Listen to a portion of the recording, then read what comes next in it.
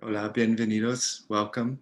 My name is Mike Wellen. I'm going to give this just a minute more for our incoming participants from around the world.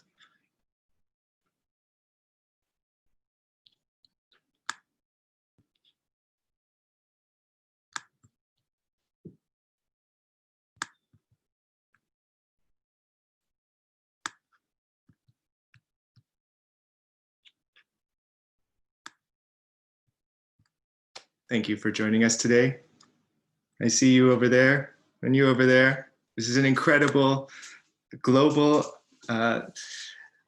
endeavor that we're doing here, and it's a great honor to be here tonight with you all, to be a moderator and introducing quite briefly a panel of speakers that include the theorist and artist David Garneau and critical writer, as well as Sharon Lerner, curator and a colleague who's been working at the Mali Museum in Peru from 2012 to 2019. We're going to hear about different ideas of time today in this panel, Places of Time. We're in week 2 of a 3-week program, and we're speaking about concepts of chronotopes, or how time could be envisioned as different types of landscapes, how we move through those times and through those regions. Just a quick overview of how it's going to work. Each of our panelists are going to speak for approximately 20 minutes. Then I will have a few questions for them. And I hope that as they're speaking, you too are generating questions and sharing them with Pablo Jose Ramirez, who is managing our chat lines and who will be helping me to field these questions to our speakers.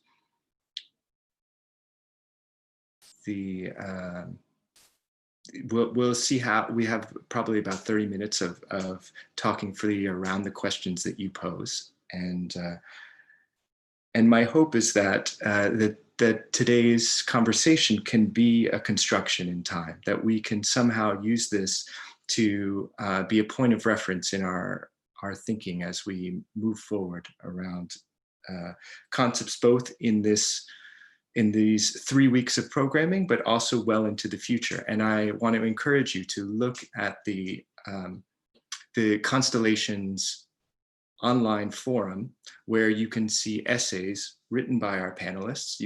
Some of you may have read these talks already, or you may want to consult them and go back to them after we've spoken, so that you can use them as a kind of map in your own journeys.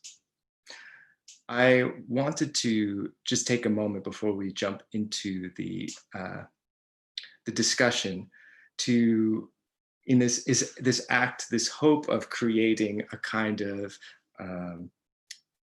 space, a kind of place in time, to read a poem. I was looking at the works of Cecilia Vicuña, and she, in her text, directed me to a poem by Emily Dickinson. So I wanted to share this with you. It's such an honor to be sharing this time with you, with our colleagues in Tate and Moak, who organized this event, as well as you watching. I hope you'll come back for the many different programs that are happening over the next 2 weeks. There are, including a keynote that will happen early next week by the artist Fernando Palma. But for now, let's enter this world of poetry. And here Emily Dickinson says, "I dwell in possibility, a fairer house than prose, more numerous of windows, superior for doors, of chambers as the cedars, impregnable of eye, and for an everlasting roof, the brambles of the sky, of visitors, the fairest, for occupation, this, the spreading wide my narrow hands to gather paradise." So my thanks to you. Let's take a moment to try to dwell in possibilities in this space. We'll begin by hearing from Sharon, who will be talking specifically about the experiences of Mali and its collection. So without further ado, here's Sharon Lerner. Thank you. Gracias, Michael. Yo voy a compartir con ustedes, no voy a leer lo que preparé para este encuentro, sino voy a tratar de navegar a medio camino entre algunas ideas que están expresadas en el texto y algunas imágenes que quisiera compartir con ustedes. Espero no ser muy desordenada en la presentación, les voy a pedir un poquito de paciencia con eso. Me van a decir si es que pueden ver mi pantalla. Me avisan cuando esté. Pueden ver mi pantalla, ¿no? Can you see my screen? Yes, I can, and I think the rest of us can too. Thank you. Okay, good. Entonces, tengo 20 minutos para resumir, espero no de modo muy torpe, un proceso que es bastante complejo. A mí me invitó Pablo José Ramírez a participar en este encuentro compartiendo la experiencia desde el Museo de Arte de Lima en la formación de colecciones contemporáneas, específicamente abordando el tema de la representación o la incorporación de piezas de arte contemporáneo indígena, en específico a partir de la experiencia de la incorporación de piezas hechas o realizadas por artistas contemporáneos indígenas de la Amazonía peruana. Algo que ha sido una línea de trabajo o una línea, digamos, de investigación que se ha empezado a desarrollar desde la colección contemporánea del Mali, más o menos alrededor del año 2014 o 2015, y que es un proceso abierto, lento, y que implica que tiene muchas aristas en términos de cómo se plantea la formación de colecciones y cómo se entiende en general las categorías con las cuales una institución como un museo de arte de carácter panorámico, como es el Museo de Arte de Lima, opera, ¿no? Para comenzar, el Museo de Arte de Lima es un museo que tiene en su título, en su propio nombre, ya una categoría preestablecida, el nombre de arte, es un palacio de las bellas artes, que se funda a mediados del siglo XX y que, cuyo acervo o cuya colección tiene como hito fundacional la donación de una gran colección llamada Memoria Prado, que es donada en 1961 al museo. Y es esa memoria o esa gran donación, la Memoria Prado, la que le confiere de alguna manera el perfil, la misión, la visión a la institución, ¿no? Un perfil que es histórico y panorámico y que de alguna manera cubre desde colecciones precolombinas de la cultura nazca, Paracas, ¿no? Hasta lo que era la contemporaneidad a mediados del siglo XX, ¿no? Distintas expresiones de arte moderno, sobre todo peruano en su momento, ¿no? Entonces, en sus inicios, la colección fue organizada según un modelo decimonónico, donde primaba un orden por categorías. En la organización original de la colección, las piezas se categorizaban por medios, ¿no? Pintura, escultura, dibujo, artes decorativas, indumentaria, numismática, en fin. En una secuencia de grandes épocas cronológicas que en ese momento, en el 61, eran más o menos el acervo arqueológico, una sección de arte virreinal, una sección de arte republicano, donde se subsumía la pintura de los siglos XIX y XX.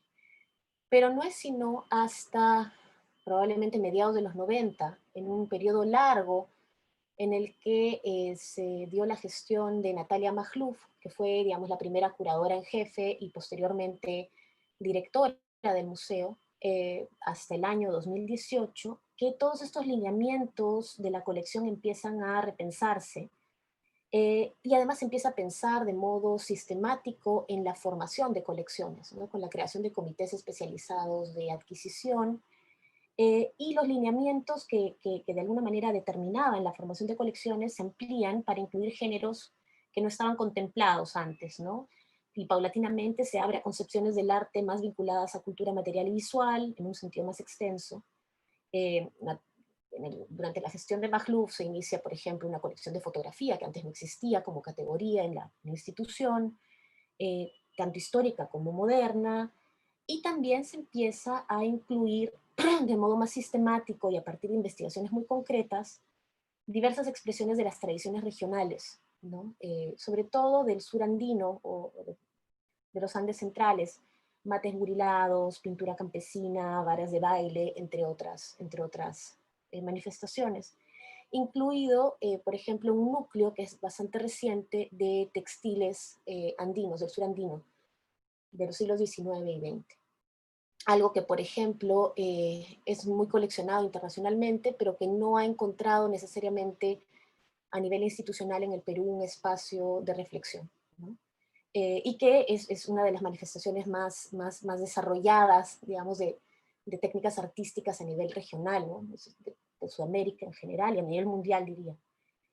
Eh, pero dentro de este marco general, la colección del Mali recién inaugura un capítulo asociado al arte contemporáneo, entre comillas, en el año 2007.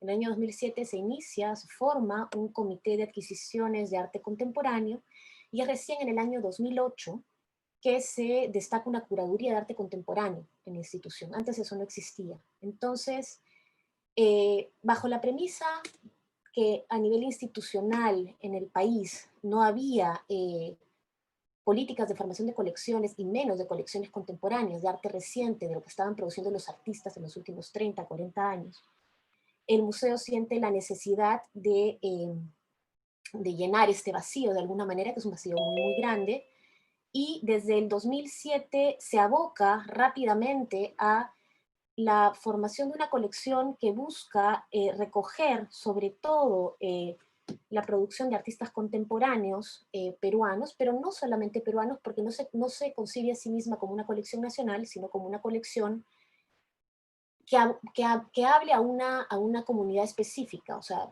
se incorporan no solamente obras de artistas peruanos activos en el extranjero y en el país, sino también obras de artistas internacionales que de una u otra manera eh, pues, le hablan a temas o a narrativas que son pertinentes para la comunidad local, ¿no?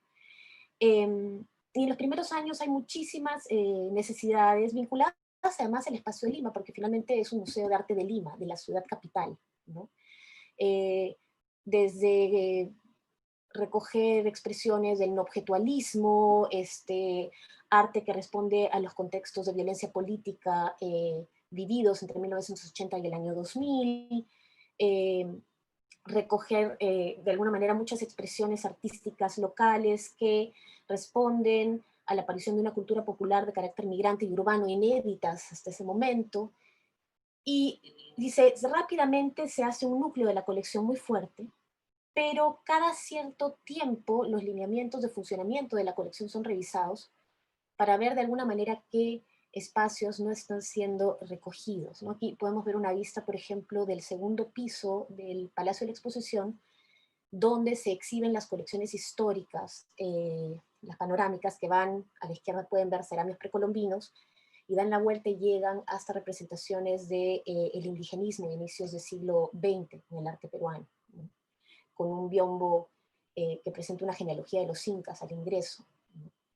Pero lo que ocurre con la colección contemporánea, que todavía no es visible al público porque todavía no tiene un espacio de exhibición permanente dentro del Palacio de la Exposición, es que en algún momento se empiezan a cuestionar ciertos principios de hacia dónde se está mirando y qué es lo que se está recogiendo, ¿no?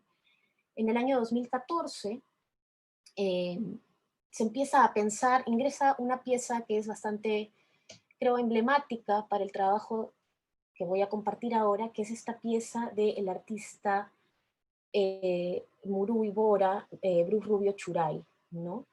En el 2014 ingresa esta pieza que se titula Sala de la Cocamera y la Investigación, del año 2010. Es una pieza realizada con tintes naturales y acrílicos sobre yanchama, ¿no? Y en ese momento la colección no contaba con, la colección contemporánea no contaba con una representación ni siquiera mediana de escenas regionales al interior del país, por ejemplo, en los Andes peruanos o en la Amazonía, y se reconoce que hay una actividad muy fuerte curatorial y de investigación en el campo del arte contemporáneo, sobre todo vinculado a la región amazónica, desde mediados del año 2000, promovida por distintos agentes y curadores locales, como Cristian Mendayán, Juliana Bodrea, Gabriela Germaná. Pero todos esos esfuerzos y todos estos trabajos de visibilización de trabajos de artistas contemporáneos indígenas y no indígenas, también urbanos en la Amazonía, se presentan en exposiciones temporales y no son recogidos necesariamente en ninguna instancia institucional, ¿no? Tampoco existen museos regionales contemporáneos que recogen ese tipo de producción.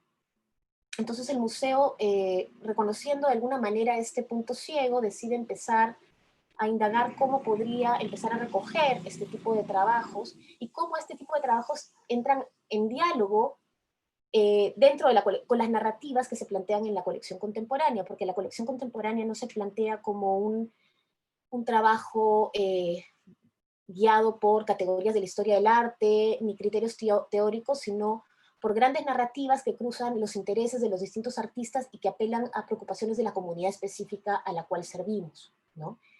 Y la primera pintura que ingresa, que es esta de Bruce, plantea preguntas que desde cómo se lee en el comité curatorial de la colección, resultan bastante importantes de plantearse, ¿no?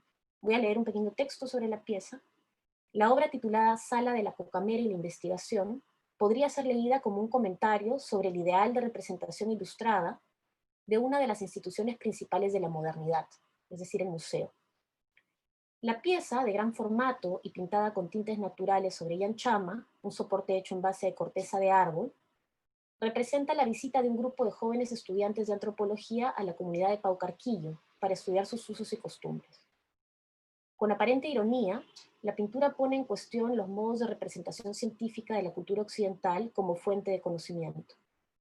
Las investigadoras son presentadas como personajes absortos, con las miradas suspendidas o fijadas sobre su material de apunte, a la par que son rodeadas y observadas por un repertorio de seres invisibles que ellas no parecen percibir en toda su dimensión. Y aquí cabe hacer una anotación sobre el potencial revelador de la pieza de Rubio. La colección histórica del Mali no contaba con manifestaciones de arte proveniente de pueblos originarios de la región amazónica, pero sí cuenta con algunas piezas coloniales o incluso precolombinas que abordaban el contacto con la representación del imaginario amazónico. Sin embargo, este imaginario amazónico, en los términos de la producción cultural de la región misma, era inexistente. Cabe hacer acá la salvedad de que existía un núcleo muy pequeño en la colección de vasijas shipibas, donadas por Fundación Telefónica en el año 2000, pero que se encontraban sin contexto, o sea, se encontraban en el acervo, pero sin la posibilidad de potenciar ningún tipo de narrativa porque se encontraban totalmente descontextualizadas dentro de las colecciones, ¿no? Y más allá del Mali, esta producción, de existir institucionalmente, se encuentra la mayor de las veces catalogada bajo criterios propios de la antropología y coleccionados en museos como la Historia de la Cultura Peruana, el Museo de Historia de Cultura, el Museo de la Cultura Peruana, perdón, y difícilmente en el Palacio de las Bellas Artes, ¿no? Entonces, lo que ocurre es que el Mali ingresa estas dos piezas de Bruce Rubio y automáticamente nos planteamos la pregunta sobre cómo ser justo con la representación de una región que desconocemos y cómo mirar afuera de los márgenes de Lima y de un cierto circuito del arte con el cual el museo estaba más familiarizado, ¿no? Realizamos originalmente un encuentro, un par de encuentros en realidad, con especialistas, tanto artistas mismos como, es verdad, académicos, historiadores y antropólogos dedicados al trabajo en la región amazónica para preguntarles cómo creían que el museo debía operar o debía acercarse de cara a estas adquisiciones, ¿no? Y una de las primeras recomendaciones que ellos plantean es que antes de pensar en pretender armar categorías, que es algo poco evidente, se debía pensar en qué tipo de narrativas se querían plantear desde el museo, y antes de formar colecciones, estas narrativas debían estar explicitadas o desarrolladas en contextos expositivos que permitieran pensar cómo el museo podía engarzar muchos de estos discursos con otros discursos ya existentes en la colección. Una cosa que sí es también muy clara es que ya desde entre el 2007 y el 2014 habían ingresado muchísimas piezas de artistas limeños o artistas extranjeros que abordaban la región amazónica, los conflictos sociales que se desarrollan ahí, la explotación de sus recursos, o sea, porque es una zona particularmente vital en términos de las discusiones de la supervivencia planetaria. Entonces, son temas muy presentes en la producción artística contemporánea global. Pero a pesar de que teníamos representación de varios artistas sobre la Amazonía, o reflexiones de varios artistas contemporáneos limeños, si se quiere, sobre la Amazonía, no se tenía necesariamente la contraparte de la producción indígena amazónica, ¿no? En ese sentido, también hablamos con muchos de los propios artistas que enfatizaron muchísimo la necesidad de que ellos participen activamente en los modos en que las piezas y sus discursos se contextualizan, ¿no? Y finalmente las categorías terminan siendo todas criterios operativos y estratégicos, o sea, hablar de lo amazónico es como hablar hasta cierto punto de lo contemporáneo, o como hablar de lo arte latinoamericano. Son categorías que se construyen de cara a un discurso frente a, digamos, un espacio específico. Lo mismo ocurre con categorías como el arte popular, por ejemplo, que son categorías que desde el Museo de Arte y en sus colecciones históricas y contemporáneas se tratan paulatinamente de poner en cuestión y cuándo o no utilizar, y en la medida en que se utilizan es para contextualizar su aparición histórica, pero no necesariamente para entenderlas como categorías esenciales, ¿no? Yo creo que eso va un poco en la línea de lo que Ticio Escobar trabajó, presentó el martes, ¿no? Y otra de las iniciativas, otra de las ideas que estaban detrás de empezar a pensar en la región amazónica desde el Museo de Arte de Lima, es que quizá en la mirada que se había dado localmente, es decir, dentro del Perú, sobre la producción artística de la Amazonía, tanto indígena como no indígena, como citadina, siempre se piensa en términos del Perú, del Estado-Nación, de los límites políticos del Estado-Nación, cuando en realidad esas fronteras son fronteras políticas, pero no corresponden necesariamente a las narrativas o a los flujos de sentido que hay en la región amazónica de modo extenso, ¿no? Y una de las premisas o uno de los modos en los que nos interesaba trabajar de cara a futuro era incorporar también algunos artistas de la Amazonía, de Colombia, de Brasil, de Venezuela, que compartan universos de sentido o que puedan entrar en diálogo con las preocupaciones de artistas operando en el territorio peruano, si se quiere, ¿no? Uno es el caso de Abel Rodríguez, por ejemplo, quien además comparte un interés, una preocupación por ejemplo, la historia de la memoria de la explotación cauchera, ¿no? Digamos, el genocidio que se dio durante la explotación cauchera, sobre todo en la zona del Putumayo, algo que recoge, por ejemplo, muchísimo un artista como Santiago Yaguarcani, también parte de la colección del Mali, que es un artista huitoto, que se dedica en su obra a trabajar dos registros principalmente. En uno de los registros desarrolla pinturas que son narrativas, que de alguna manera son históricas, son relatos sobre la memoria de la historia del pueblo huitoto, ¿no? Es la historia de los abuelos. Y por otro lado, el recoger las distintas cosmovisiones, ¿no? Los distintos mitos y las distintas historias vinculadas al origen del mundo y a la historia del pueblo huitoto. Ese tipo de doble registro se encuentra muchísimo en varios artistas de contemporáneos indígenas amazónicos, ¿no? Y se puede ver, por ejemplo, en obras como del artista Sharon Enrique Casanto, del artista Shipiba Elena Valera. También hay motivos transversales que son identificables, ¿no? a varias piezas y a varios intereses de artistas amazónicos contemporáneos. Uno de ellos es la relación con el medio natural, ¿no? Por ejemplo, muchas de las obras vinculadas a cosmovisiones o procesos de sanación abren la posibilidad de repensar nuestra relación con la naturaleza. Para los ciudadanos indígenas amazónicos, el cosmos es un universo formado por una multiplicidad de mundos en los que cohabitan seres visibles e invisibles, seres con quienes se comunican las personas a través de la intermediación de los chamanes para preservar el equilibrio natural y su propio bienestar. Dentro de los tópicos comunes hay uno que es el de las visiones de ayahuasca, ¿no? De la planta madre, ¿no? Este es un ejemplo muy claro, es una pieza realizada por la artista Elena Valera, Bawan Hisbe y Roldán Pinedo, Shoyan Sheka, donde se puede ver una visión de chamán o un proceso de ingesta de ayahuasca y de visiones producidas por ingesta de ayahuasca, y lo que se puede ver es cómo el motivo del quené, que es este motivo específico del pueblo shipibo, cubre el mundo, ¿no? Se encuentra representado en la vestimenta del personaje del chamán, pero también se encuentra como un patrón que de alguna manera cubre a todos los seres vivos y unifica el mundo, ¿no? Pueden ver además que la firma en la parte inferior izquierda de la pieza está hecha tanto con una tipografía occidental como con un motivo quené, ¿no? El quené es un diseño característico plasmado en soportes diversos como cerámica, tejido, cerámica, tejido, vestimentas, ¿no? Por ejemplo, un ejemplo de una falda pampanilla, ¿no? Y que se puede obtener a través de la ingesta de ayahuasca o aparecer en sueños mediante la aplicación ritual de gotas de piripiri, como es en el caso del artista Olinda Silvano, ¿no? Rey Chave. La energía obtenida de estas plantas poderosas,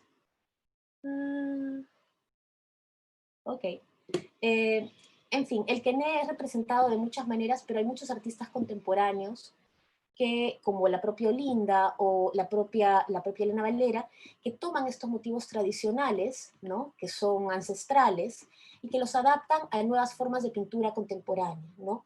Modifican de alguna manera sus expresiones, mezclan formas figurativas con los motivos tradicionales y hablan de luchas políticas muy específicas contemporáneas, ¿no?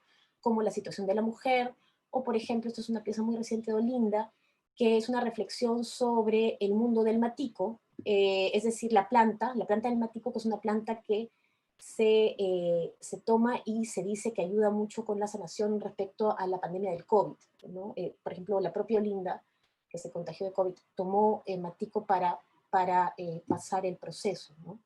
Entonces es la representación de la mujer visionaria acompañada de la planta sanadora. Sé que ahorita ya se me acabó el tiempo. Si quieren, corto aquí y podemos conversar después y podemos retomar las imágenes y puedo retomar un poco el trabajo de la colección. Would you like Gracias, me to gracias, Sharon. Thank you. Yes, I'm looking for. These are such enticing images. I'm looking forward for us coming back and talking about them. And also for the public, if you have questions specifically about the things that Sharon has raised, I hope you'll share your questions, and we'll come back, and after David is speaking, we'll talk together.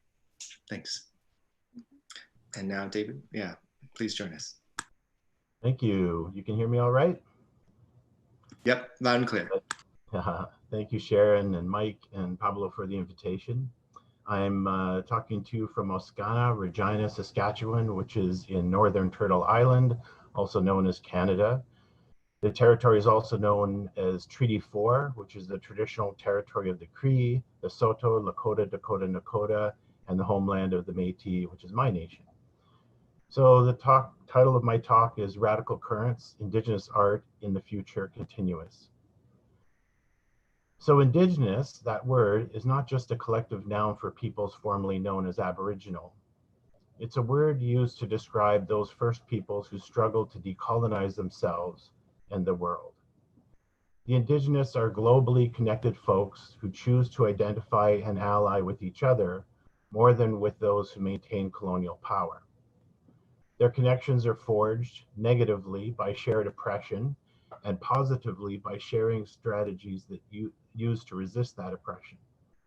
Indigenous peoples honor their own cultures while also acknowledging that their ways of knowing and being often rhyme with that of other traditional people from other territories.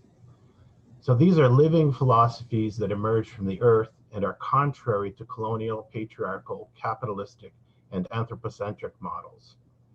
While Aboriginal art is bound to colonial art, history, discourses, institutions, markets, and agents, Indigenous art perpetuates and invents new non-colonial ways of making, displaying, sharing, and engaging. Indigenous art emerges when First Peoples use traditional forms to describe their contemporary lives and or use contemporary media and aesthetics to make art that is grounded in their home territory's worldview. So art in the sense of human-made but untouchable things removed from daily use, things that have a cash value and are displayed in special rooms, that sense of art is a modern and Western concept. I'm saying Western always in quotation marks, as I'll make clear why later. Indigenous art then is a hybrid of indigenous and Western modes of creative production. Aboriginal art is native creative production that is assimilated by these Western art worlds. First people are indigenous when they indigenize their practices, when they engage those aspects of colonial cultures that suits their purpose and discards the rest. This selective engagement is not only possible when you have more credible, this selective engagement, the indigenous engagement, is only possible if you have a more credible counter-narrative than the dominant one. In our case, Indigenous art is seen by its makers as both an engagement of contemporary life and art, and a continuation of pre-contact creative production. I'd like to offer a glimpse of how traditional cultural influences, traditional culture influences Indigenous contemporary art by considering our topic, the notion of time. So the Blackfoot and Cree of the Great Northern Plains of Turtle Island figure time as cyclical rather than linear. And I should say that my teaching on this comes from a text in conversations with Blackfoot elder Leroy Little Bear, and also a great deal of time spent talking with elder Jerry Saddleback, just to contextualize it. But these ideas are found across the plains and in other places as well.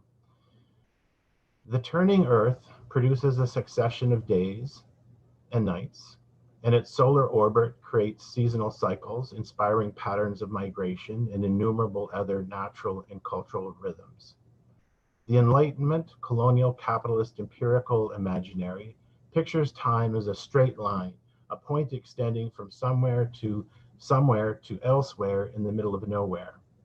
A train rolls through the night from a dimming past toward a future brightened by its headlamp. Time conceived as a line assumes progress.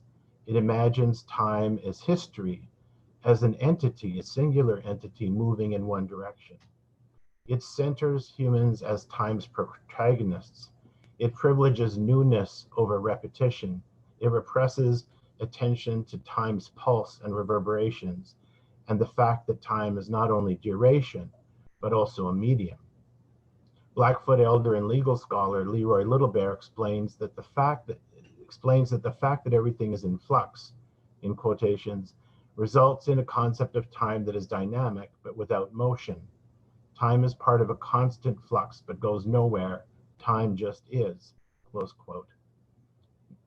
Now this only seems a paradox if there is only one time and it is not relative. But time is both a current and a medium. As a medium, time just is. It's not a being toward or from. However, within the medium are currents, patterns and rhythms that are in constant motion. Time is experienced as a current when we flow with it, and as a medium when we no longer do. While the Indigenous model of time may seem linear, after all, a circle is a line, a model of curving time pictures water eddies and rings within rings, days within seasons, within years, lives within families, within nations. Circles have no beginning or end.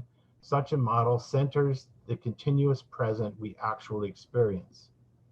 Unlike straightened timelines, it neither orients us as beings toward the future or as beings fleeing the past.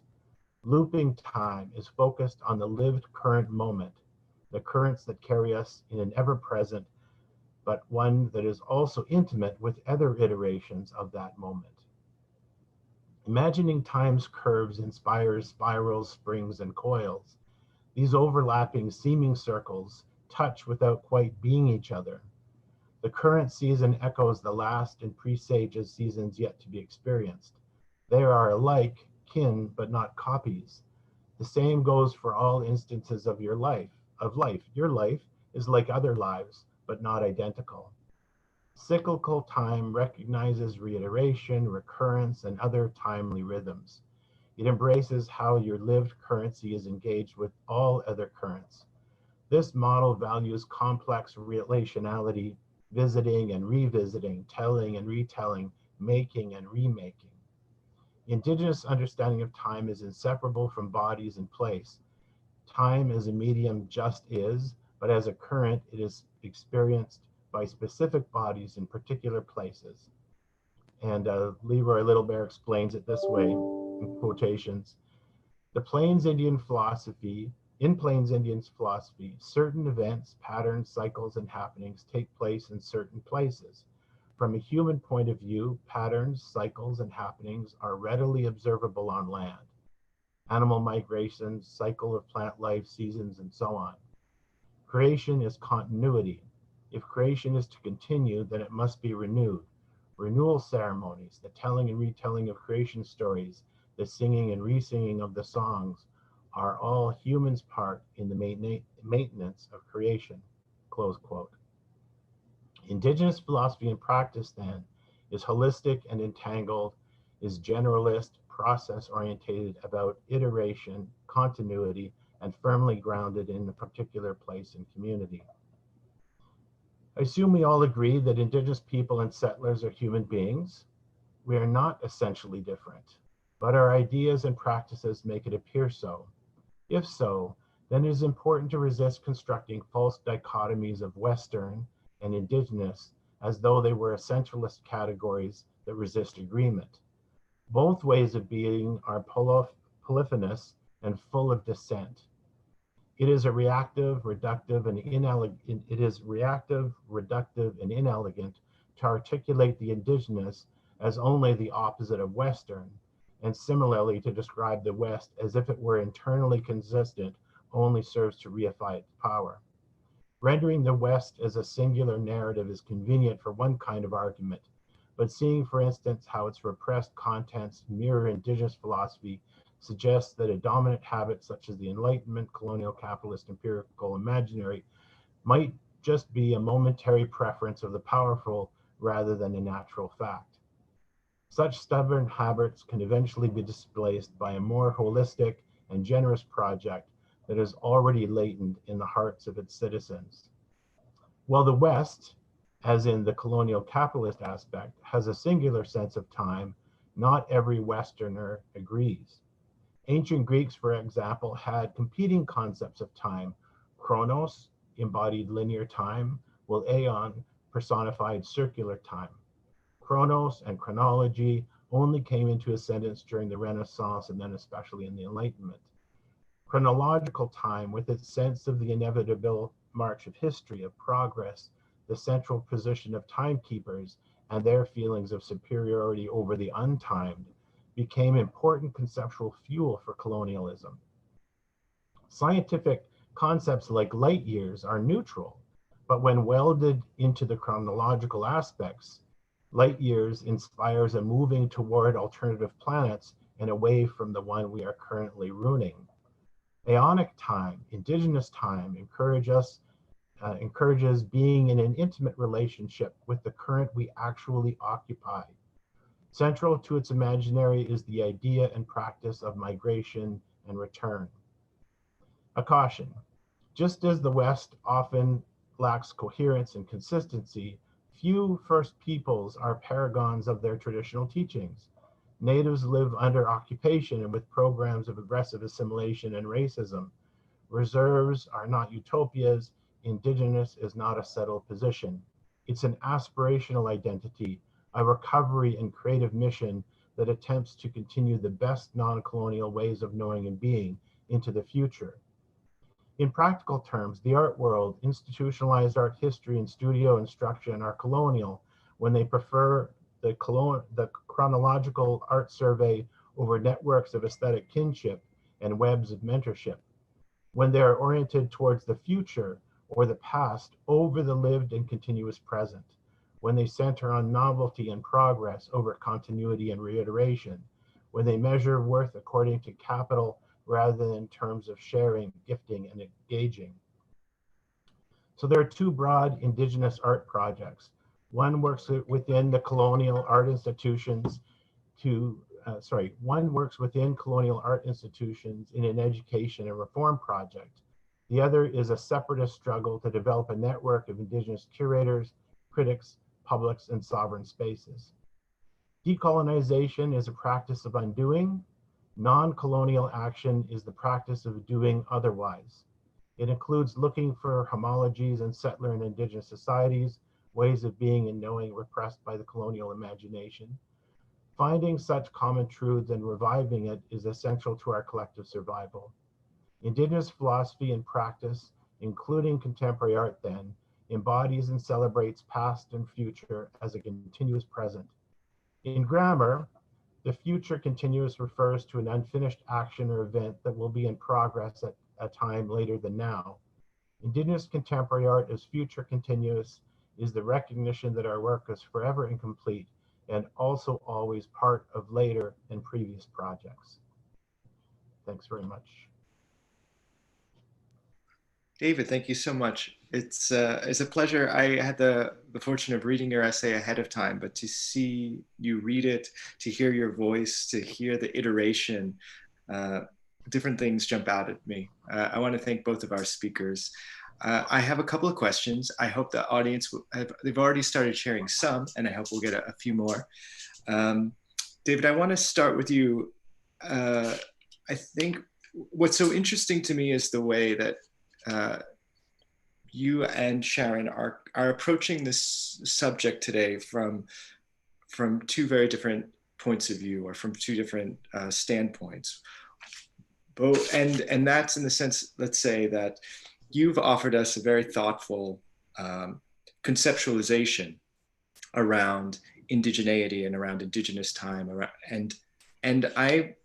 whereas Sharon has talked to us also about institutions and how institutions work and the practicalities. So I guess my first kind of question for you, David, is like, how do you take some of these concepts into practice, maybe at your university or in a daily practice? Yeah, so at the end of the essay there is referring to two projects. One is working within and the other one working separately. And the threat of working separately causes consternation to the institution. The idea that there's this collective indigeneity around the world that could separate and do their own institutions. And there are some institutions, they say, you know, take our old stuff, do something with it. And that's not responsible either. And there are many communities who don't want the responsibility of their ancient artifacts because they don't want to be beholden to those old ideas or the colonial baggage with it. That wouldn't be being part of the continuous present. So there's always a paradox. So I want to start with that. So one way, as a curator, worked on this exhibition, Gawitsira Daje, and this was a couple of practices I'll describe. One is for the last 5 years or so, I've only worked in partnership with another Indigenous female curator. They've usually invited me, or in this case, I've invited two people with a little bit less experience on the curatorial side, but a vastly more engaged practice as community workers. So Rudy Acker and Faye Mullen worked with me in Montreal, and they really helped decenter me in many ways. But one of the, just to give you a practical idea of what we did, Sure. was this is a biennale of 50 artists making objects, and then another 30 or so doing performances. But of the object makers, I invited 20 people who I would consider senior artists, and I told them to invite mentees. So I didn't then vet them and say, well, that's good art or that's bad or that doesn't fit. Whoever they invited, that was in the show. And so it distributed the curatorial responsibility. I still had to do the other work with my colleagues to make stuff work. I wasn't throwing away responsibility. But in terms of selection, what happened was there were quite a few artists that I had never heard of before. There were artists who were from remote communities who felt they would never show in Montreal. And here they were invited, not by an institution or even by a curator, but by a friend, a mentor. And so they would be welcomed in, protected, contextualized, not just sort of thrown to the neutral space. So that's just one example, and I can give others. But that's a way of working with and within. The institution existed, it had a track record, it had a credibility, which I would use to my advantage, and my fresh approach or our engagement would contribute. So it was a good balance. We're not going to agree about everything, but it's a way of working with. But I was only working as an itinerant curator, so if they decide to continue that practice, great, but they might not. However, at the beginning, we had them come to a ceremony with the Mohawk community that they'd never worked with before. That's part of Montreal and a very contested history. And so they came to ceremony, they were acknowledged, they were made responsible. And so if they don't continue that practice in the future, that would not be a good thing. So there's a way of implicating the institution in ongoing relations, even though you may not be there. And they're choosing to continue or not continue makes it an aspect of that institution. So those are just a couple of examples. Thank you. Yeah, that second point is really helpful for me because as I was reading and listening today, I was thinking about how institutions also have cycles and how they're even probably in looking at colonial methods, there are ways that cyclical time, wasting time, giving people runarounds or puzzles, bureaucracy, the ambiguity of answers. There are spaces where institutions can also utilize these different kinds of geometries of time. And I wondered, how do you take these kinds of this sort of ethical practice that you're talking about into, let's say, a university or into an institution and sustain it? And so the last point that you made, maybe you could just share a little bit more about that, that kind of, yeah, what was that like? What was involved in the ceremony, and how do you sustain it if, say, the people that work with that institution leave the ceremony? That's up to them. I don't want to take up too much time because Sharon's presentation, there were so many wonderful things, and the art was resonating with so many examples I was thinking about from Canada here, Northern Turtle Island, and also from Australia. That's the kind of work that I just prize so much because it's informed by Western art history, but not really. You know, it's using those tools for a different end. I'm so excited by that. But anyways, when you were talking about, I like metaphors, and you were talking about the wheels within institutions. Well, those are the wheels on the train. The train is still moving forward. Mm-hmm. And the museum is obsessed by the past and by the future. And the Indigenous is about the continuous present, which is linked to those things, overlaps with those things, but it privileges the people of the time right now that we're working with. So in setting up these relations, we're not talking about future relations or past relations. Those are always informing, right? They loop in and touch us. But how are we present with these people right now? How are they going to inform us? And when you find yourself relying on narratives of futurity or especially history as the guiding principles, then you're not in the present, you're not in the relationship. Thanks, David. That's really helpful to hear. And it's such a humane approach to those kinds of challenges and really being present. Sharon, David's right. There's so many great things I want to hear more from you about the art that you showed. I wanted to ask you, kind of in the reversed side, you talked very clearly and helpfully about the linear progression, let's say, of the collection and how the institution changed over time. Given the theme of today's discussion, I wanted to ask you about what from the artwork that you and from Molly's collection has, maybe in a personal way, influenced your ways of thinking about time itself, or notions of time. Sí, gracias, Michael. Yo me quedé un poco a la mitad en la presentación y de hecho hay varias... Ay, voy a apagar el audio, perdón. Ya. Me quedé a la mitad, como decía, y... Sí. Todavía escucho. Apagar, ya. Sí, escuchamos. Sorry. Y quizás quieres compartir imágenes. Okay. No, ya apagué. Estaba escuchando la traducción simultánea de lo que yo decía y me confundí un poco. Great. No, decía que me quedé a la mitad y comparto muchas de las cosas que está diciendo o que ha presentado Michael a varios niveles. Y lo que pasa es que trabajando en una institución como el Museo de Arte de Lima, en un contexto como el peruano, naturalmente uno tiene que reconocer el marco institucional en el que se encuentra y no puedes obviar el hecho de que estás en el tren. O sea, es un tren que va de un lado a otro. Y la pregunta es cómo desde, en particular, las posibilidades que abre la colección contemporánea, ¿no? Que tiene la libertad y la posibilidad y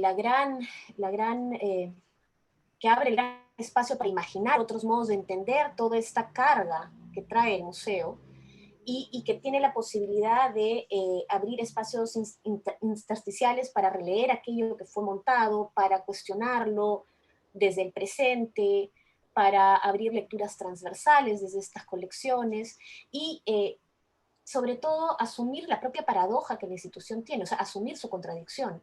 Y solamente desde el momento en que asume su propia contradicción y asume los retos con los cuales opera, puede pensar o repensar, y es un proceso difícil y no es un proceso que sea automático, y que es de largo aliento y que tiene que estar dado solamente en diálogo con los agentes y los actores y finalmente los artistas que tienen la voz cantante en esta situación, repensar en los lenguajes con los que opera y los lenguajes con los cuales pretende mediar o transmitir algo que le es externo, ¿no?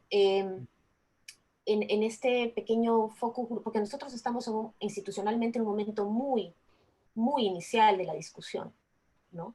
Y en los primeros grupos que tuvimos de conversación respecto a cómo el museo desde lo contemporáneo tenía que pensar su abordaje a estas cosas, hubo dos recomendaciones muy buenas, muy interesantes, sobre todo de Luis Elvira Belaúnde y Manuel Cornejo, dos académicos, que nos decían que teníamos que pensar en la porosidad, que la porosidad debía ser algo que debía guiar el principio de cómo nos aproximábamos a las narrativas, ¿no? En diálogo, naturalmente. Y esa porosidad permite no negar necesariamente cómo se han construido las cosas, pero filtrarla de alguna manera estratégicamente y abrir nuevas discusiones del presente para el presente, desde el presente, Sí.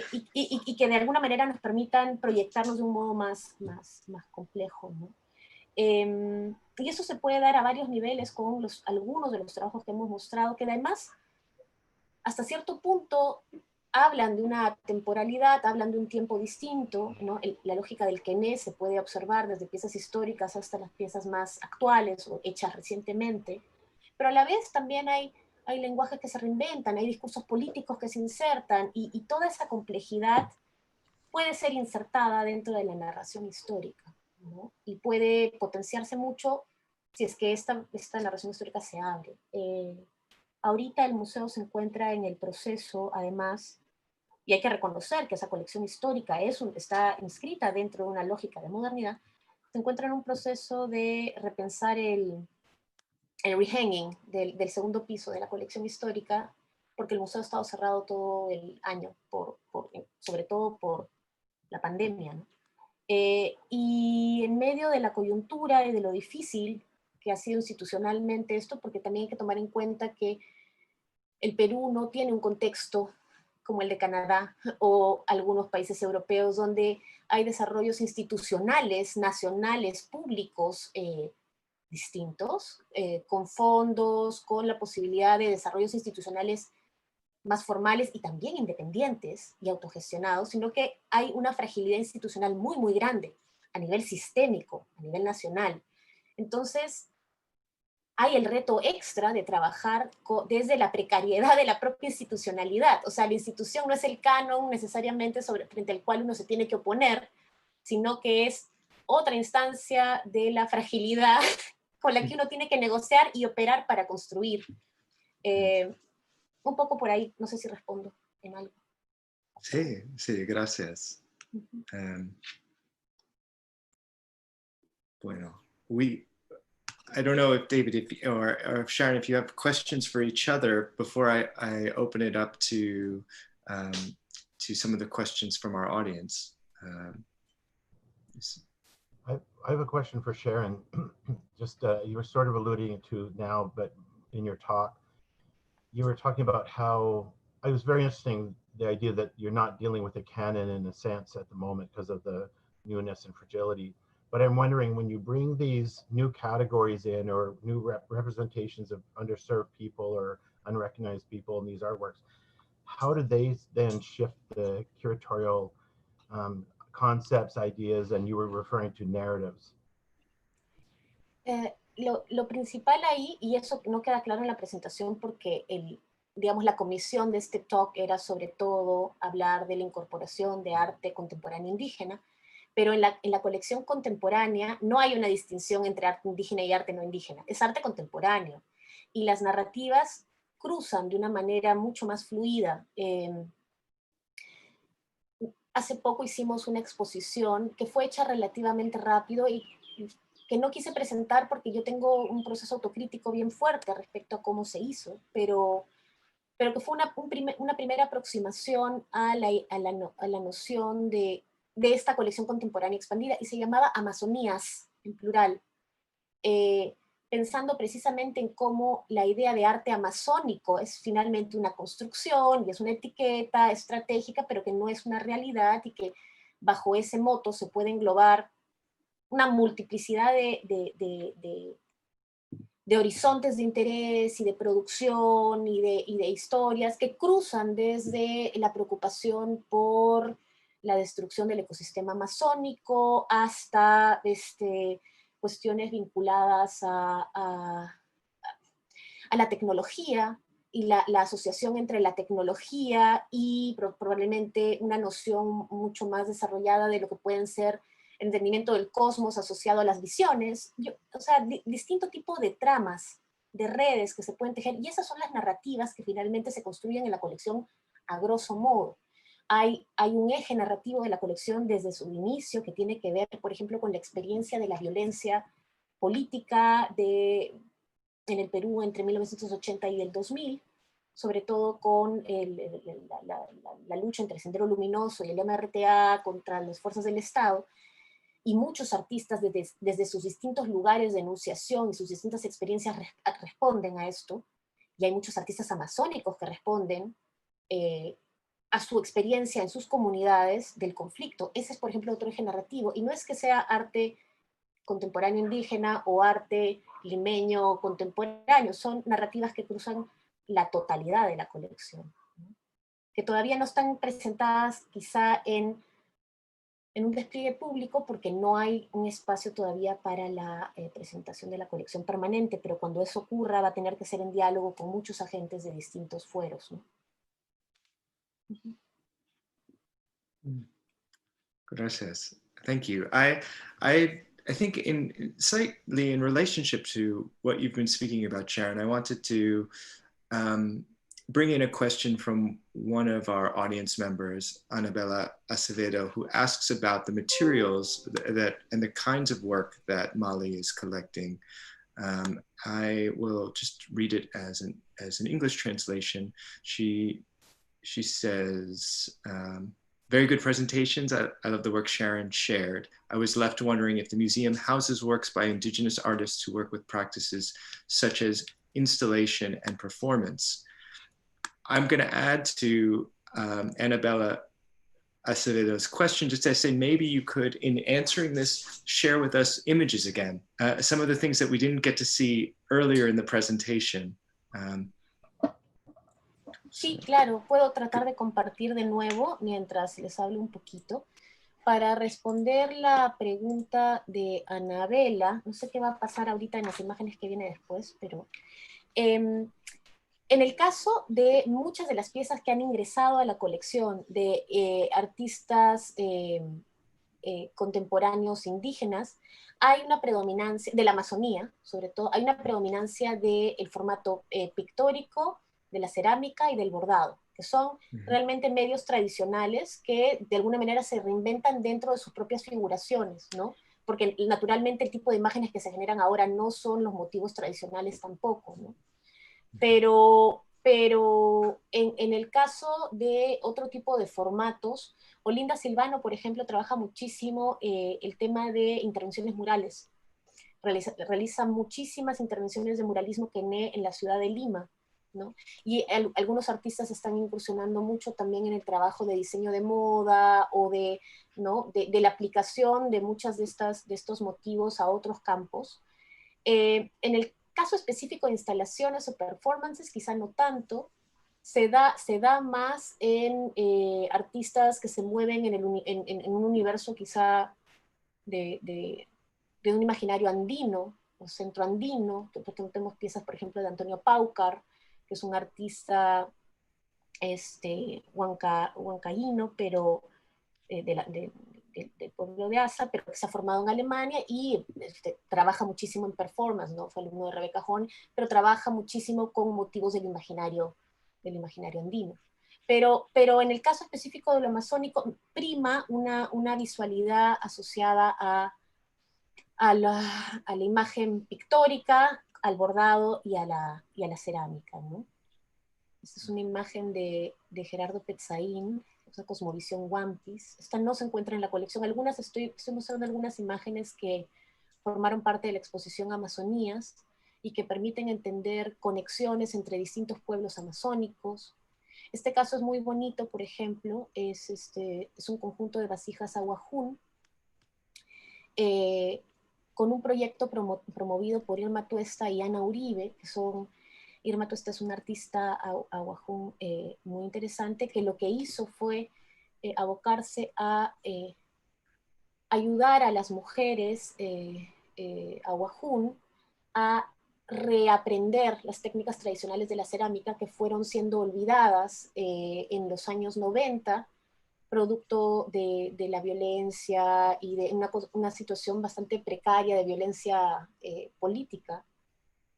Se fue perdiendo la práctica de hacer cerámica, ¿no? Y Irma, junto con esta artista colombiana, Ana Uribe, fueron y han reaprendido junto con las madres y las mujeres las técnicas tradicionales, que ahora son versiones absolutamente contemporáneas de técnicas tradicionales, ¿no? Hay también una recuperación de ciertas cosas. Y un ejemplo clarísimo de lo que les decía en términos de la violencia, ¿no? Esta es una pieza de Enrique Casanto, que es un artista xánica, importante, también vinculado a la figura de Pablo Macera, al igual que Elena Valera y Santiago Yahuarcán, por ejemplo, que además de trabajar mucho en pinturas que recogen las cosmovisiones del pueblo xánica, recoge las experiencias de violencia vividas por el pueblo xánica durante el conflicto armado, ¿no? Y bueno, finalmente todas estas piezas entran en relación y en diálogo con piezas de otros artistas que además cuestionan mucho cómo estas narrativas han sido planteadas desde la posición, digamos, occidental, ¿no? Hay que ver unas vistas de occidental, que es una categoría totalmente, como dijo bien Michael Frott, ¿no? O sea, obviamente es una cuestión mucho más porosa, pero que finalmente artistas que cuestionan su lugar de enunciación respecto al otro, ¿no? Esta es una pieza, por ejemplo, una instalación de Francesco Mariotti, que es un artista peruano-suizo que trabaja con elementos provenientes del imaginario masónico desde los años 80 o 90, ¿no? Y realiza estas tecnoesculturas que hablan desde muy temprano sobre la inminente crisis ambiental. Es un trabajo particularmente interesante, y las obras de Mariotti están en la colección desde los inicios de la colección contemporánea, pero en el momento en que se amplían las narrativas, se complejizan los discursos en los lugares desde donde se trabajan. Ahí ya tienen todas las imágenes. Voy a dejar de compartir. Thank you. I was wondering, listening to you and looking at both the Mali's collection and some of the exhibition views that you shared about, in a sense, if you could each talk a little bit about, and this may be a loaded word in itself, but the criteria. How do you go about collecting? What is the ways in which, let's say, for an exhibition, it may be, as David pointed out, this method of friendship and communication and kinship with the people you know, that may or may not work when it comes to collecting or ownership. And I wonder if you could each speak a little bit about that aspect of this conversation. Like, how does one make a proposal? How does one choose which artists and which paintings and which textiles to pursue? En el caso del Mali, el trabajo para las adquisiciones siempre ha sido un trabajo colegiado. Creo que en la Tate funcionan relativamente parecido, y es que tenemos comités de adquisiciones, tanto históricos como contemporáneos, y estos comités llevan la dirección del curador de casa, si se quiere, pero cuentan con asesores curatoriales externos, ¿no? Que son además rotativos, y son locales y son internacionales, y que van cambiando cada 2, 3 años. Entonces, es a partir de esta rotación de los curadores y sus distintos intereses y especialidades teóricas y su know-how específico, que se van replanteando cuestionamientos a las líneas de coleccionismo.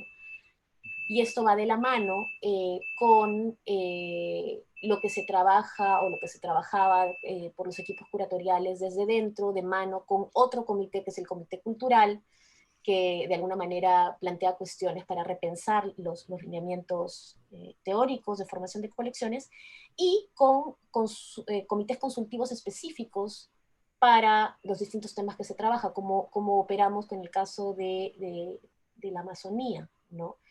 Consultando con los artistas, haciendo ensayos de exhibiciones, preguntando, y a partir de ahí decantando algunas cosas sobre las cuales se construyen nuevas exhibiciones, se plantean nuevas líneas. Es un proceso bien fluido, y es una suerte de ping-pong, donde también hay un criterio de oportunidad hasta cierto punto, porque si es que en algún momento se identifica que hay algún material que es vulnerable, que está con riesgo de desaparecer, con riesgo de perderse, se hace un esfuerzo por incorporarlo para preservarlo y después construir también contexto alrededor de él, ¿no? No hay una fórmula de alguna manera, ¿no? Pero se trata de, en la medida en que las piezas van ingresando, porque se considera que tienen un potencial discursivo y se engarzan con aquellas líneas que ya se han ido trabajando, sobre todo temáticas, se trata de, sobre ellas, retejer cuáles van a ser los siguientes pasos, ¿no? Un poco así. Thank you. I'm not on the collection side, though I think about it all the time, because I'm wondering if the people who originally collected things in colonial museums imagined that the relatives of those people in the future would ask for their stuff back. And so what are the mistakes we're making now that we're not aware of? I'm interested in that kind of thing. So it begins by understanding whether our institution is a colonial institution, collecting from the indigenous as a resource, or are we in a relationship? Is the museum a keeping house for indigenous objects? A lot of indigenous people are very interested in making these things. Kimberly Mouton, who's a curator, indigenous curator in Australia, we were in the Sami territory a couple of years back, and she was telling the story of how she had gone into a European museum and seen an artifact, an artwork from her people. She went back to her elders, telling about how sad she was that they were there, and the elder said, "Oh, you mean our ambassadors?" And so the notion that these objects are stolen only, but that they could also be ambassadors to create continuing relationships is an important thing in this ping pong match to consider. When I think of the notion, again, of Indigenous time as a continuous present, all of these objects, though they were made in the past, are always present. They're always a thing in the present now. We can't refer to them in a past tense. And even we imagine their lives in the future, they're still in that present. And so these imply relations with actual living beings that created them, or are part of, as Sharon was describing, these continuous makings. You know, they're the iterations using materials in the ceramics example that they had to relearn. That's part of a recitation and a reiteration that makes it a continuous present. The worst thing that institutions do is when they arrest these things and they don't take care of the makers as well in that knowledge that made those things possible. So that's why that relationship is essential, and not separating the good objects from the people, but keeping them in relation.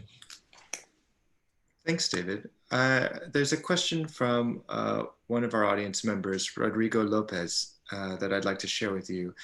And the comment is this: I would be interested in knowing a bit more about your thoughts on this fascination of the art world with the notion of Indigenous and Black futurisms or futurities.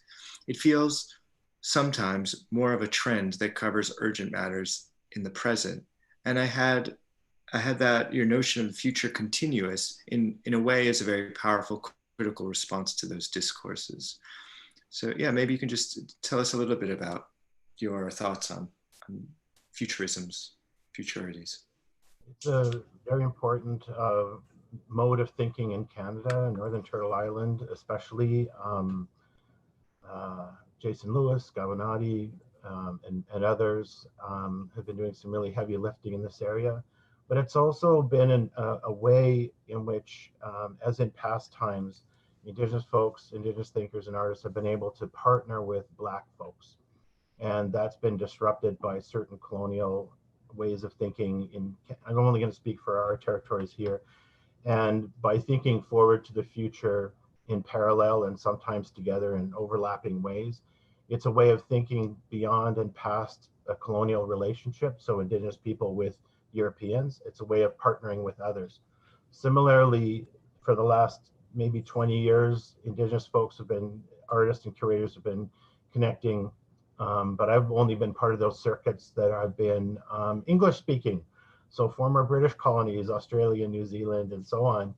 And this is maybe my only third time of talking with folks from Latin America, so-called, and other places that have parallels and rich things to offer. So if you want to use the notion of Indigenous futurities, that's great. I think there's some utility in there. The main utility for me is that it opens the imaginary outside of a colonial one, so non-colonial imaginaries. And it also doesn't romanticize, even among Indigenous people, a golden age of past. It's, for me, the Indigenous is the contemporary. You've got traditional folks and traditional ways of thinking, and they have to be organized in order to understand ourselves as contemporary beings living in the present time toward a future possibility. But that visualization is a way of being better and more interesting people right now. So if it gets caught up of, if only we could do this, well, then we're still on the train. And if we could only go back to the way we were, that train is going down a hill backwards. So it's about how we can bring these together in imaginary. And the corrective for the Indigenous futurism is Black futurism for me. I think something that you point out is about the communication across the region of the Americas. And that's been one point that for me and for many of colleagues that I've talked to about this digital endeavor has been quite exciting. It's chance in the present for us to speak in English and Spanish, in other languages that are available to us, visually, orally, to, and that this is, I think, a very valuable moment in the present that we're living in. And I hope that we can keep it into the future continuous, as you're pointing out. Let's see, there are a number of really great questions. Sharon, I wanted to go back to you. There was I think an important question about didactic and display and so Sandini Podar writes, I wonder if Sharon could talk about how she approached the display and didactic explanation of these objects from Amazonian communities within the galleries of Mali, considering their expanded social lives, as well as their cosmic worldview. Uh-huh. No lo hemos atendido todavía porque todavía no se despliegan en el museo, y de hecho eso es una de las grandes preguntas y uno de los grandes retos. El texto que presenté, el escrito, termina un poco planteando la pregunta sobre cómo debería hacerse esto, ¿no? Y un poco lo que se esboza como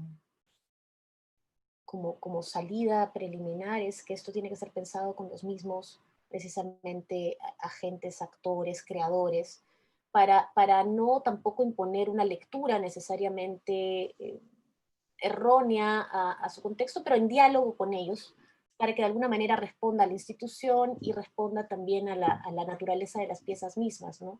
Se está trabajando ahorita en un equipo multidisciplinario en pensar nuevamente la puesta histórica del segundo piso, que tiene otra lógica, pero eventualmente yo creo que lo que va a ocurrir con la colección contemporánea es que va a tener que haber una serie de ensayos, y esa serie de ensayos se va a tener que dar a lo largo del tiempo en un formato de exposiciones temporales, hasta que de alguna manera el museo coja una atracción, no atracción, sino una atracción, un ritmo y una suerte de gravitas, un discurso que sea lo suficientemente poroso, como dije, y que pueda responder el modo adecuado de presentación de ciertas cosas con los lenguajes y las voces que tienen que estar ahí, ¿no?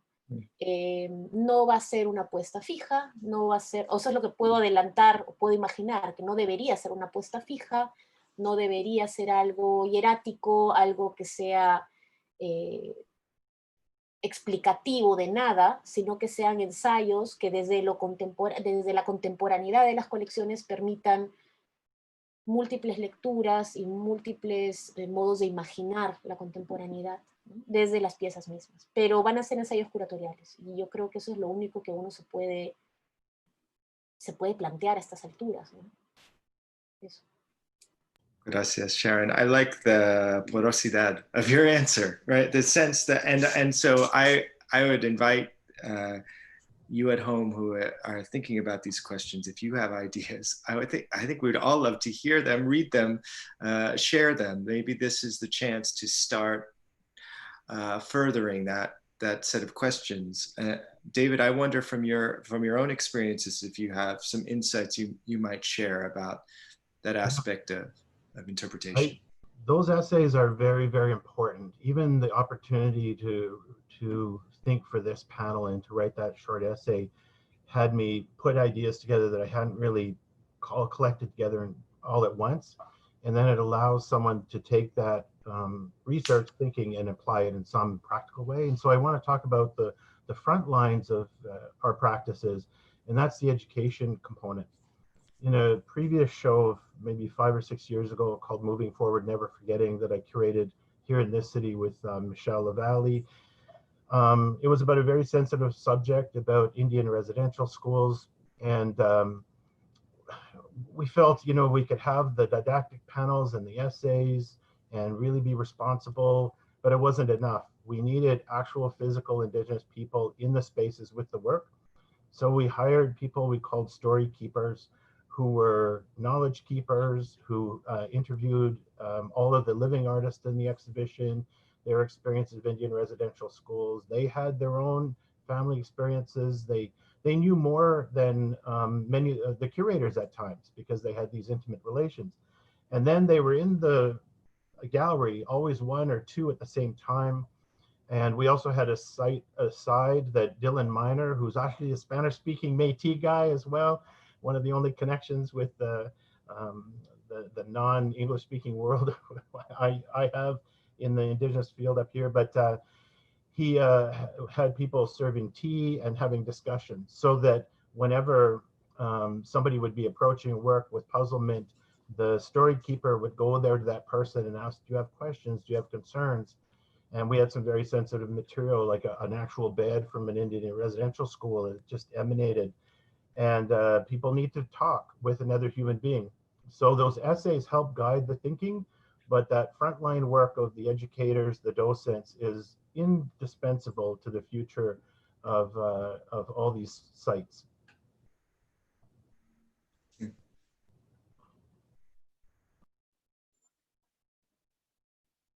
Thank you. I'm just looking at some of our other questions. There was one that that I wanted to bring up, and I'm trying to find it. It's just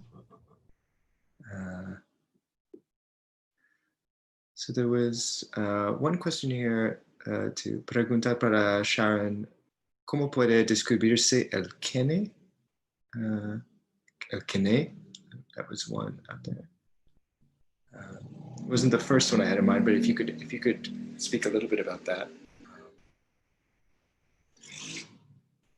Sí, creo que describí un poco en el texto lo que era el quené, ¿no? El quené es de alguna manera este patrón o este diseño característico shipibo, ¿no? Que tiene una suerte de forma laberíntica, son como caminos que de alguna manera son representaciones del universo, pero que de alguna manera unen todo, el cuerpo, los objetos, el universo, el cosmos.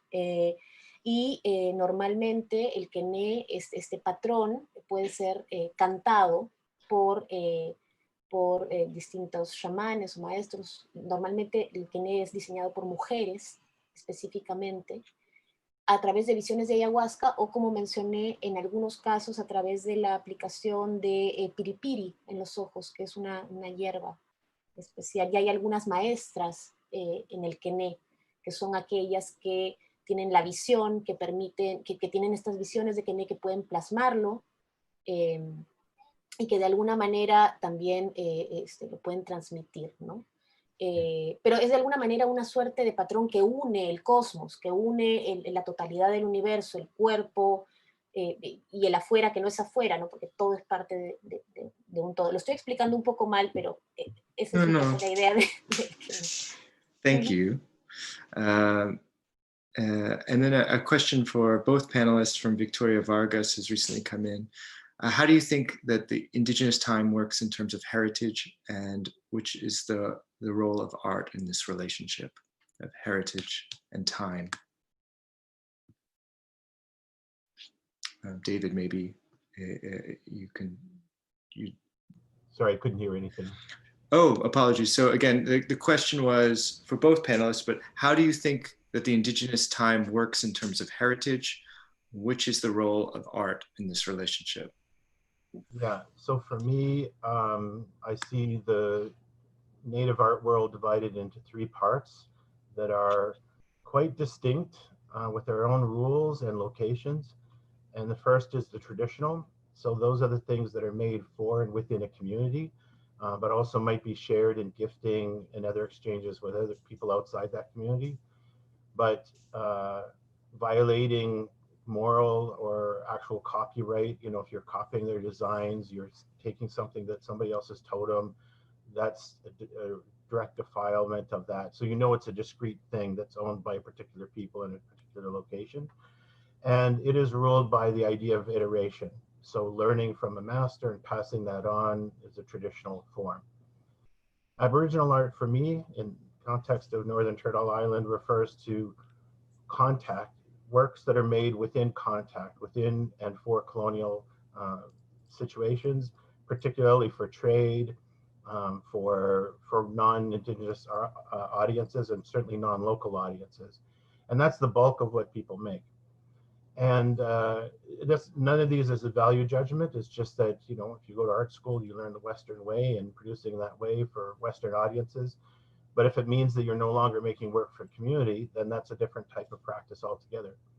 For me, the emerging practice, this very interesting idea of the indigenous, these aren't only people who are looking at other indigenous people rather than looking at the colonial powers, but they're also trying to make things that reconnect themselves to their community. So they're either, as many of the examples that Sharon showed, they might be using traditional modes to talk about contemporary life. So it's no longer traditional practice, but it is a traditional practice. If you're an international indigenous art star and you're not corrected by your aunties at home or knowledge keepers or something, then you're part of the Aboriginal component of the modernist art world. But there's a growing indigenous art world of people who hold each other to account, not only as community members, but within the indigenous ethics among ourselves. And we look to ourselves for critique, for new language, all of that sort of thing. So these are three very different modes. So I'm interested in how they play out, but they have their own different rules. Thank you. And Sharon, would you like to comment on this question as well about heritage and indigenous time, how art plays a role in that relationship? Sí, yo creo que juega un papel muy importante, ¿no? Por lo menos de lo que puedo recoger de testimonios de los propios artistas con los que hemos trabajado o hemos hablado, con los que hemos hablado, hay una noción o un reconocimiento del rol importante que cumplen como artistas en no solamente transmisores, si se quiere, de la memoria de la comunidad, sino inclusive, me parece que Bruce en algún momento utilizó esta palabra, investigadores de su propia tradición, porque son tradiciones que se van perdiendo, son historias que vienen de los abuelos, y que finalmente la vida moderna ha hecho que se pierdan en su cotidianidad. Entonces, muchos de los artistas, por lo menos de algunos con los que he presentado hoy, asumen el rol de ser representantes y custodios de la memoria, ¿no? A través de plasmar muchas de estas historias orales en imágenes, y quizá de ahí la insistencia en lo pictórico, ¿no? En la narración figurativa y pictórica que permite fijar ciertas cosas y transmitirlas y pasarlas a los más jóvenes, porque de alguna manera yo siento que varios de ellos están volviendo los abuelos, los futuros abuelos de sus propias comunidades, ¿no? Por lo menos en el caso, me parece que es muy claro en el caso de Santiago Yaguarcani, en el caso del propio Bruce, ¿no? Pero bueno, eso es lo que yo he recogido de lo que siento que ellos dicen, y tiene que ver mucho con su autoafirmación como artistas también dentro de su comunidad y el rol que el artista cumple dentro de la comunidad. Thank you. That's a really interesting point and an important reminder, and something that you've shared, and that when David was talking about the objects being ambassadors, that these works are agents. They're generative in their own existence when we encounter them, and I think that's an important reminder to hear these different aspects. I wanted to pick up on Sharon's comments. Absolutely brilliant reiteration of that idea. And that's where the museums and collections can have such a great role with communities, where people can go and look at those objects that were kept. Because in I don't know what it's like there, but quite a few things here on the plains are used and up or buried. And so the things that were collected actually have that value when the histories of making have been interrupted. So that idea of the keeping house is important. There's a group here, and I don't know if they're still active. It was something called the Great Lakes. Anyways, it was a series of all the institutions around the Great Lakes in Canada and the United States who had indigenous possessions. And it was an ethnographic project. So you could go online, and it didn't just have the usual ethnography where it had, say, an image of the basket with a text. You go to the other side, and there's a video, and you'd see three old ladies holding the basket in gloved hands. And then they had the video of them talking and then the text, and they would be examining and saying, oh, maybe this was from so-and-so and this. So rather than just getting the facts, you had this oral aspect. but they also had multiple photographs. So it wasn't just the profile that the museums wanted, but also the, say, the bottom and the inter, so you could see how it was made. And so when the collection and its dissemination is oriented towards users, makers, rather than just eyes and the touristic gaze, that reorients the museum again in a very significant way. Thank you. There's an important question here from Carlos Javier Diaz de la Sota. I'm going to read it in Spanish. And it says, como agentes en arte o gestores, una pregunta para los dos. ¿Cómo hacemos para que las instituciones comiencen a pensar que lo que sucede no es que hay una falta, sino que lo que la institución históricamente hizo fue reproducir y ser cómplice del colonialismo? También es una pregunta para el representante de la Tate, that's me, que es una, and Pablo and others here, but sí, que es una institución que representa el arte contemporáneo de un país representante del más crudo colonialismo. So maybe, you know, this is, I think, an important other dimension of the questions that we're talking about already, which is about about the legacies of colonialism, of institutions that have colonial pasts and that may still be perpetuating colonialism or colonial practices, whether conscientiously or unintentionally. So maybe each of you would like to comment, and I'll also share some ideas of my own. Ok, yo creo que puedo empezar. Gracias. Creo que la pregunta es muy válida y es muy pertinente, y es de alguna manera una línea que ha estado subyacente a toda la conversación el día de hoy, ¿no? Pero las instituciones tienen, por lo menos las instituciones que están, que nacen y que están inscritas dentro de este paradigma, tampoco pueden escapar su propia naturaleza de modo tan sencillo, sino que tiene que haber un proceso de revisión, tiene que haber un proceso autocrítico, y tiene que haber una apertura a, por un lado, asumir la paradoja y abrirse a la crítica propia y externa de modo periódico, ¿no? Entonces, de alguna manera, promover la fluidez de los discursos a varios niveles, ¿no? Yo me he centrado en una parte de la presentación que ha sido formación de colecciones, que es complejo, o sea, de cajón es complejamente, o sea, desde el inicio es complejamente problemático, porque implica la adquisición, la posesión de cosas, ¿no? Pero hay muchas otras capas a esto, ¿no? Que tiene que ver con la preservación, la apertura al público, la posibilidad de que precisamente estos objetos sean apropiados por y compartidos con comunidades amplias y extensas, ¿no? Y que eso fomente un diálogo público realmente con los públicos, ¿no? Entonces, creo que David tenía mucha razón cuando dijo que estas cosas tienen son como capas o niveles que funcionan en paralelo en las instituciones, y que tienen que funcionar en paralelo, en simultáneo y de modo ¿qué será? Coordinado, yo qué sé, sincrónico, y tiene que ver con la mediación, tiene que ver con el programa público, tiene que ver con no solamente la presentación física, el discurso, el lenguaje, y esa es la única manera en que las instituciones pueden eventualmente evolucionar, hacer críticas, asumir su propio pasado y cuestionarlo, ¿no? Pero son procesos lentos, las instituciones tienen procesos lentos, las colecciones son procesos lentos, cualquier institución mediana o grande lo sabe, los tiempos de una institución no son los tiempos de la teoría y no son los tiempos de la práctica artística, son difíciles, son procesos hasta traumáticos, pero que eventualmente se van dando, ¿no? No como grandes quiebres, sino como filtraciones. Entonces, no sé si tiene sentido lo que digo. Gracias.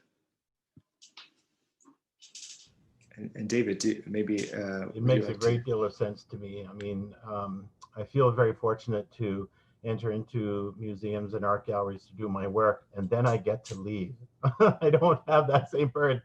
And I was terrified when Mike asked earlier about my own institution at the university that I work. And then I realized it's much more difficult. The only thing that helps me from a theoretical point of view, though, is I divide this action into two types. And one is the decolonization, whatever that means.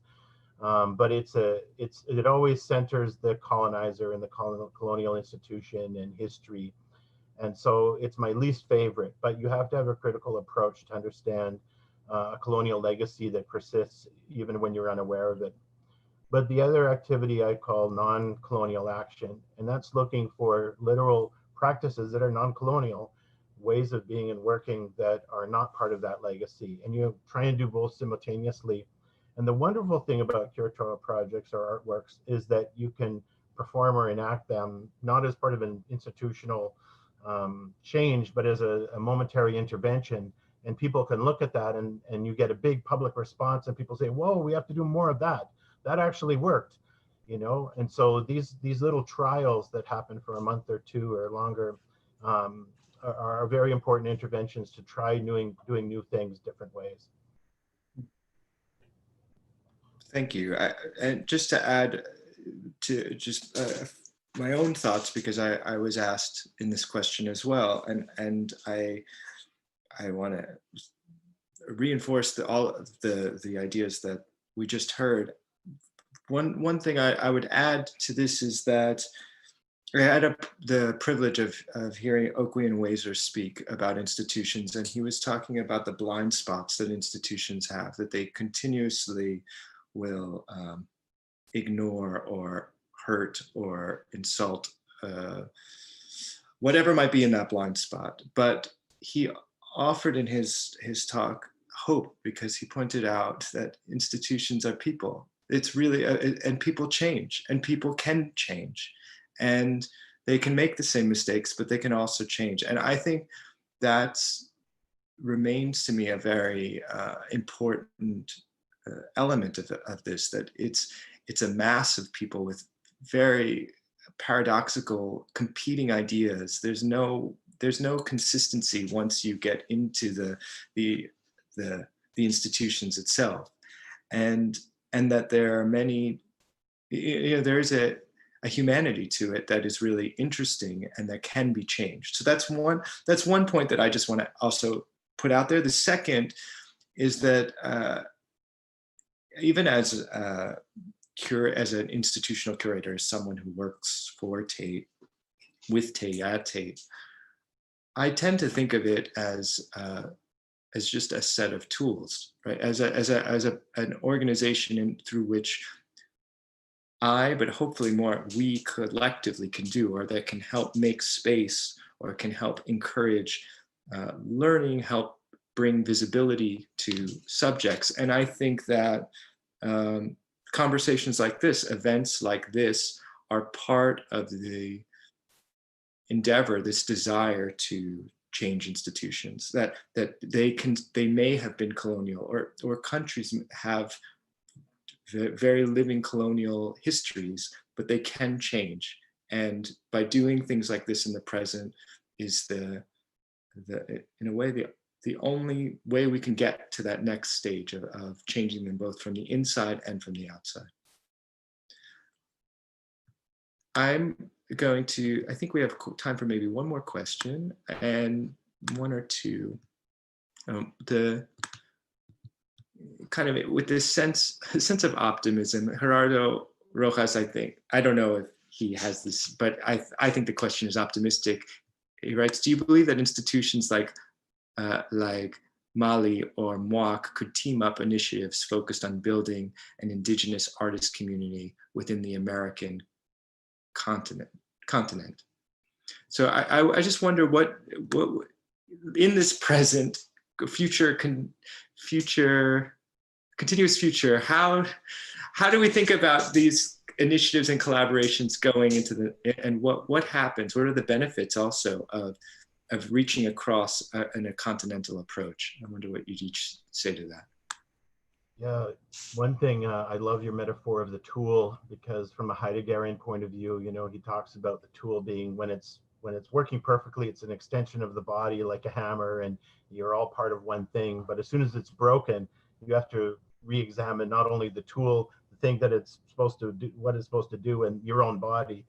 And when we create these little crises in a conversation and so on, that's very important. But what I'm astounded by right now is I haven't been part of this circle that you're all in, and there's so much agreement. I'm floored. I'm literally having heart palpitations with excitement and wondering how we continue it in Canada. It was maybe 12 years ago where I connected with people outside of my territory and couldn't believe there was agreement. And then when I went to Australia and then New Zealand and saw everyone's doing the same thing, struggling with the same problems, I was astonished. And then when we were able to talk about similar solutions and how to custom them for our places, I was so buoyed, but also be able to go to these people when I'm stuck and ask for help outside of my place so that I'm not implicating myself as a burden. Anyways, these discussions are central to how we move.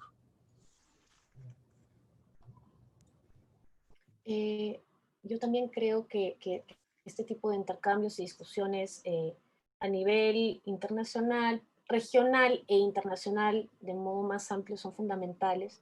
De hecho, en el Museo de Arte de Lima, a otros niveles y con otro tipo de proyectos, siempre se ha tratado de establecer conexión con instituciones o con escenas similares a nivel regional, a nivel Sur y Centroamérica, ¿no? Han habido proyectos colaborativos con el MUAC, con el MALBA, con la Pinacoteca do Estado de Sao Paulo, con Colombia, con el Banco de la República, y a diferentes niveles, ¿no? Y yo entiendo que es también el interés de varias de las instituciones desarrollar proyectos no grandilocuentes, sino sostenidos y de formatos medianos que permitan pensar juntos, ¿no?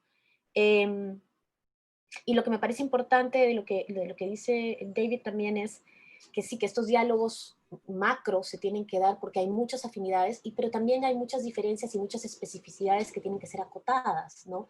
Y está precisamente en ese juego libre entre el apoyo, entre la identificación de temas comunes, de ideas comunes, de modos de sentir comunes, y también la diferencia y la especificidad, que eso se puede lograr. Porque si es que todo se vuelve una suerte de gran generalidad, precisamente todo el esfuerzo se diluye, ¿no? Tiene que partir desde la especificidad de cada investigación, de cada lugar, de cada trabajo, ¿no? Pero es un trabajo muy bonito, un trabajo de redes, ¿no? Que finalmente tendría que ser sostenido y es bien largo, ¿no? De largo aliento. Gracias. Well, thank you both. I thank you to the people out there that are spending their time with us today, asking questions, thinking about these. There's an energy here, and it's a pleasure to be present with you. I hope that you have a chance to, as Emily Dickinson said, dwell in possibility. I hope you had that chance with us today, and that you continue to do so over the next few weeks and months and years. In terms of the Constellations Conference, there's a lot more that you can look forward to. Again, tune in for next week. Go back to these essays if you wish. Thank you again for your time and for building this landscape. And I look forward to being present with you again soon. Have a good day or evening. Thank you very much. Very much, everybody. Thank you.